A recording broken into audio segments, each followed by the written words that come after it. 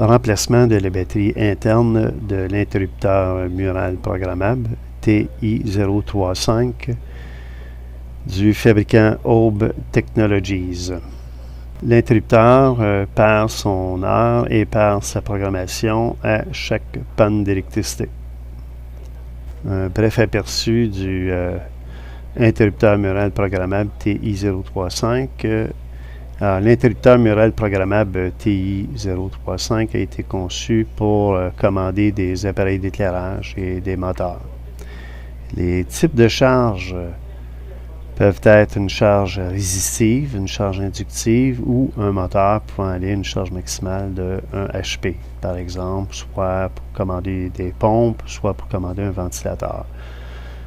Dans les charges résistives, la charge maximale est de 2400 watts, c'est-à-dire 20 ampères à un courant de 120 volts. Les exemples d'utilisation, ça peut être des éclairages Odell, des éclairages incandescents, des éclairages halogènes, des chauffe-moteurs. Dans les charges inductives, même chose, 2400 watts, soit 20 ampères à un voltage de 120 volts. Nous sommes en Amérique du Nord, avec une fréquence de 60 Hz. Les exemples d'application sur une charge inductive sont soit les éclairages fluorescents, éclairage fluorescent compact, éclairage au sodium, les ballasts électroniques. Alors, pour aller à l'intérieur de l'interrupteur mural programmable, tout ce qu'il s'agit de faire, c'est d'éclipser chaque côté. On déclipse la pièce du dessus, l'interrupteur avec les boutons de programmation. On bascule comme ça. Et on fait attention parce que le câble ici, c'est un câble qui est hyper mince, hyper fragile. Allons voir de plus près. Alors, de toute évidence, ici, on voit la présence de la batterie ici qui est à remplacer. On y va, on procède délicatement, on sort les fils, on sort ça, on pousse les fils tout simplement, comme ça et comme ça. Ici, on a une meilleure vue d'ensemble. Donc ici, on voit la pièce à remplacer, qui est la batterie qui est juste là. Comme ça. On inspecte, voir s'il n'y a pas d'autres pièces y a-t-il des choses qui auraient pu griller là-dedans. Une inspection visuelle rapide. Ça ne semble pas le cas. Donc, allons directement au remplacement de la batterie. Avant de remplacer la batterie, ce qu'on va faire, c'est qu'on va toujours bien mesurer la tension qu'il y a à Saint-Borne. Alors, pour ce faire, je vais utiliser un voltmètre, un multimètre. Je viens à l'échelle DC.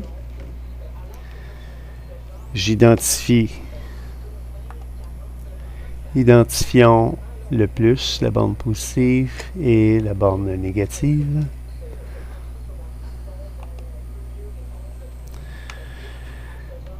Donc, allons mesurer la tension à ces bornes.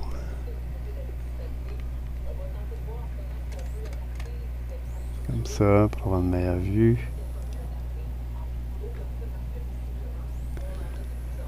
Donc, on mesure une tension de 1 volt comparativement à 3 volts.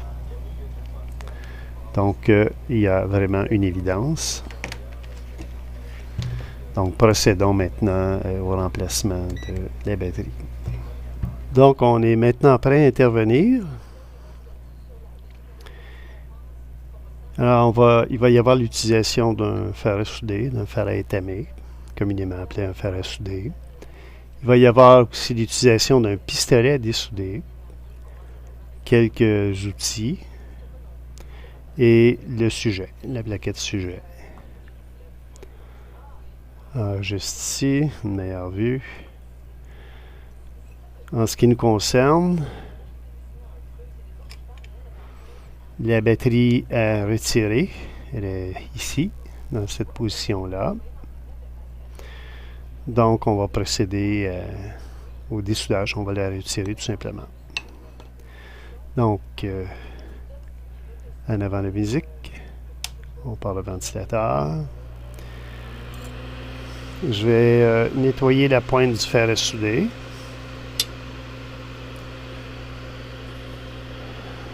Pour garder la pointe toujours impeccable.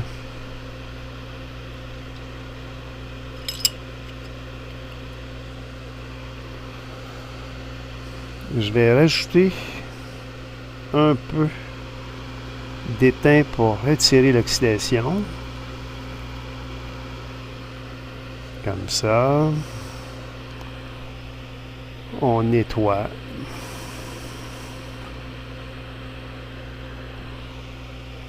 Alors, ce que j'ai fait, c'est que j'ai tout simplement rajouté ici de l'étain pour enlever l'oxydation sur le vieil étamage, sur la vieille soudure. Donc, on nettoie la pointe. Très important de garder la pointe propre. Allons-y maintenant avec l'utilisation du pistolet à dessouder. Alors, c'est très simple. Tout ce qu'il s'agit de faire, c'est d'avancer la pointe du pistolet, de faire fondre et d'aspirer, tout simplement. Donc, c'est très facile à dessouder, là. Et voilà. C'est déjà fait. On met le pistolet à dessouder. Vide ensemble. On est maintenant prêt à retirer la batterie. Alors, c'est hyper simple. Voilà. On va chercher la batterie, comme ça. On met ça là. Maintenant, on va aller avec la nouvelle batterie. Alors, voici la batterie de remplacement. Celle-là ici. C'est une batterie nickel métal hydride. C'est une batterie de 2.4 volts. Tantôt, j'ai dit 3 volts, là, c'est pas bon. C'est 2.4 volts. Elle a été commandée chez Newark. Elle était aussi disponible sur eBay. Donc, ce qu'on fait, c'est qu'on va aller chercher la batterie de remplacement. On amène ça avec nous. On dépose ça sur la table de travail. Donc, la batterie de remplacement. Pour bien faire, je vais prendre la tresse dessoudée. Puis, je vais aller faire une belle job. Je vais mettre ça propre. Quoique je l'ai déjà, mais je préfère pas prendre de chance.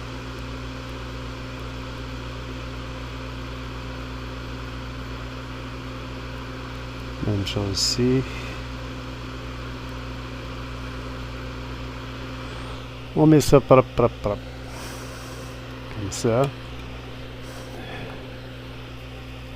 Toujours bien nettoyer la pointe du fer à souder.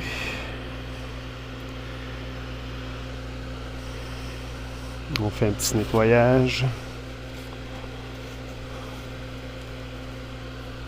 On prépare ça comme ça. Je vais mieux cette vue-là. Ce qu'on va faire, c'est on va nettoyer avec un coton-tige.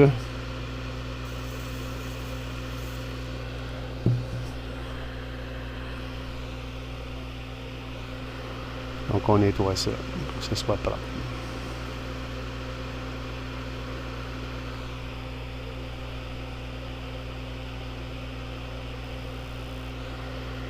Impeccable. De la zone concernée. Utilisation d'une tige pour aller vraiment enlever les résidus. Je m'assure que tout est propre. On éteint le ventilateur. On positionne la batterie avant de la souder. On s'assure qu'on a les bonnes polarités.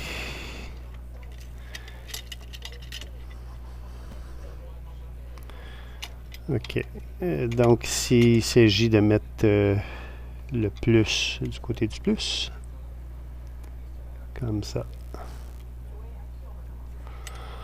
On va devoir élargir une petite affaire. On va devoir écarter un peu. Comme ça. Légèrement. On ramène les outils avec les outils. Donc, on prend soin de respecter les polarités. Le plus avec le plus, le moins avec le moins, comme ça. Et voilà, c'est déjà positionné. On ramène ça sur... on ramène ça ici sur la plaque de soudage. Comme ça et comme ça. On s'assure que ça reste en place. On recommence. Donc, on va juste donner un petit élargissement ici sur la pine du moins. On est maintenant prêt à souder la batterie en place. Donc, la batterie est ici.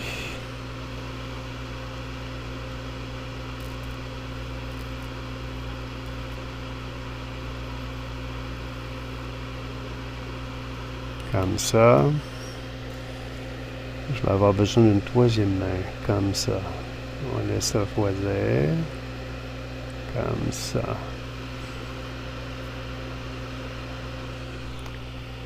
Même chose ici.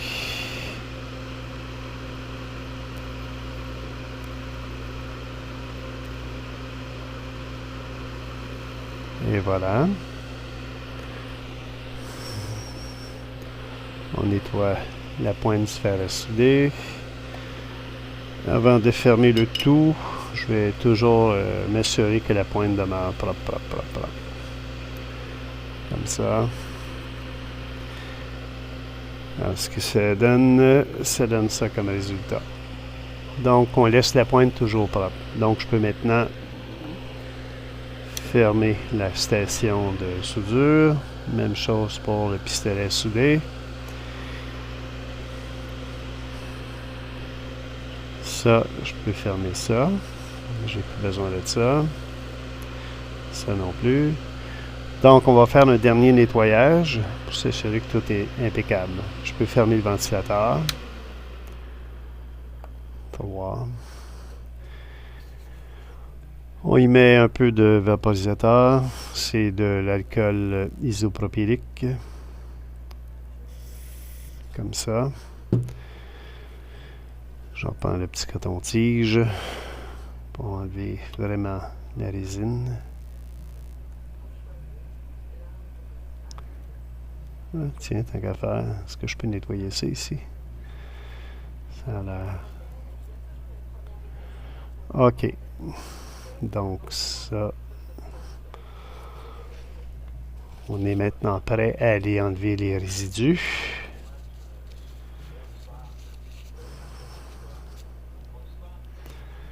Donc, on enlève, on éponge.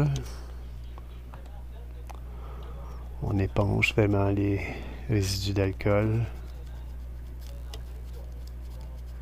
pour vraiment faire un travail le plus propre possible. Bon, quand même, on voit qu'il y a un beau nettoyage. Et voilà. Donc, ça, c'est plus bon. On peut enlever ça là. Très pratique, ces petites pinces-là ici. Donc, ce qui met fin à l'opération de remplacement de la batterie. Maintenant, ce qui reste à faire, c'est les essais. Allons aux essais. Donc, après avoir remplacé la batterie, allons mesurer, voir si la tension c'est bon. Dans le circuit, qu'est-ce que ça dit? Donc, on mesure une tension de 2,49 volts. Donc, tout est en règle. La batterie est remplacée. Un problème d'éliminé. On va rassembler le tout et on va faire un essai. le schéma de montage, l'interrupteur mural programmable, simulation de l'entrée 110 volts, qui s'en vient via des connecteurs Wago, reliés selon le schéma de montage ici présent. Alors, la configuration qui est là, c'est celle qu'on retrouve sur la table. OK. L'idée ici, c'est de savoir est-ce que l'interrupteur, lorsque celui-ci va perdre son alimentation, l'alimentation de secteur, celui-ci va perdre sa programmation et perdre l'heure. On a vu rapprocher. On va simuler une... Bon, premièrement, on va s'assurer qu'il fonctionne. Oui, la lumière allume bien. On a bel et bien ici l'état on qui apparaît à l'écran. On met ça à off. OK. On vient voir ici. On met ça à on. On simule une panne de réseau, une panne d'alimentation électrique. Donc, on voit ici à l'afficheur, il n'y a rien qui apparaît. On met l'alimentation, comme ça. On vient voir sur l'afficheur et tout est réapparu. Ce qui veut donc dire que le remplacement de la batterie permet d'alimenter la mémoire qui tient l'horloge et l'heure et la programmation. Alors voilà, c'est ce qui met fin à cette vidéo. Vous avez apprécié cette vidéo? Un pouce en l'air, c'est toujours encourageant. Et si vous avez des commentaires, n'hésitez pas à laisser sous cette vidéo. Merci et à bientôt.